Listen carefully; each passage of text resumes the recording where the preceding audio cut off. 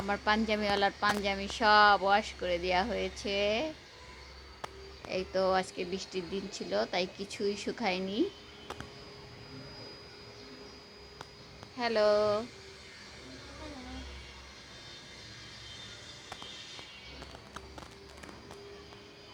আজকের আবহাওয়াটা খুবই সুন্দর, খুবই চমৎকার একটা আবহাওয়া। একদম, যেহেতু একটু আগে বৃষ্টি হয়েছে, এখন অবশ্য বৃষ্টি নেই, তবে খুব সুন্দর আকাশ দেখা যাচ্ছে। একদম হালকা হালকা মেঘলা। এই তো দারুণ একটা আবহাওয়া।